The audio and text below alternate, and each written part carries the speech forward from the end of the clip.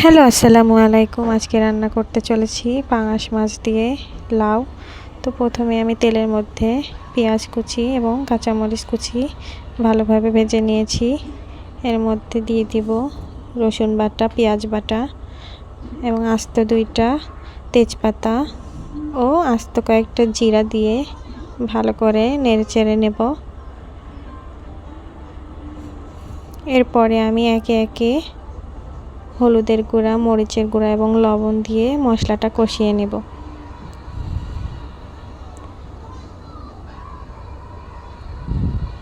তো আমার মশলাটা কষানো হয়ে গেছে। আমি এখন একটু পানি দিয়ে দিচ্ছি।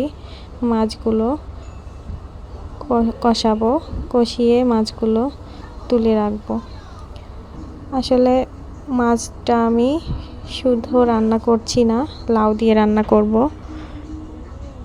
এই জন্য মাছগুলো আগে আমি ভালোভাবে জাল করে কষিয়ে নামিয়ে নেব, তারপরে লাউটা রান্না করব।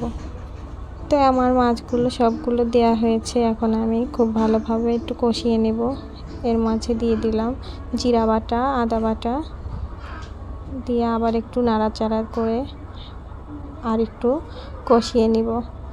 কষানো হয়ে গেলে আমি একটা বাটিতে তুলে নেব মাছগুলো। তো আমার মাছগুলো কষানো হয়ে গেছে, দেখতেই পাচ্ছেন একটা মাছ ভেঙেও গেছে আর কি। তো আমি খুব সাবধানে মাছগুলো তুলছি, সবগুলোই তুলে নেব। আমার মাছগুলো তোলা হয়ে গেছে। এখন ওই ঝোলের মধ্যেই, মশলার মধ্যেই লাউগুলো দিয়ে দিয়েছি। লাউটা আমি খুব ভালোভাবে নাড়াচাড়া করে নেব, মশলাগুলো যেন গায়ে লেগে থাকে। এখন লাউগুলো খুব ভালোভাবে কষিয়ে নেব। আমি লাউয়ে আর কোনো পানি দিচ্ছি না,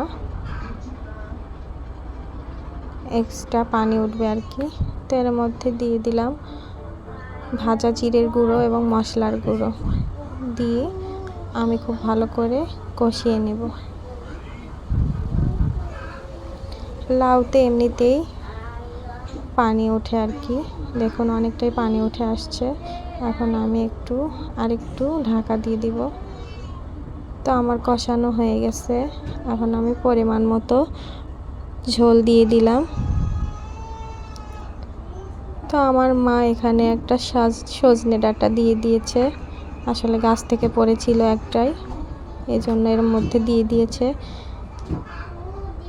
তো আমি পরিমাণ মতো ঝোল দিয়ে দিয়েছি। এরপরে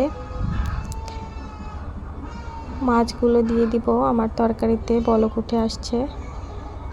এখন আমি একে একে মাছগুলো দিয়ে দিব।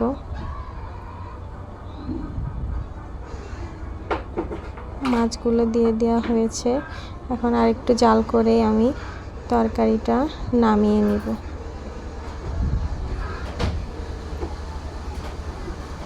তো আমার তরকারিটা হয়ে গেছে। সবাই জানাবেন আমার ভিডিওটি কেমন লেগেছে।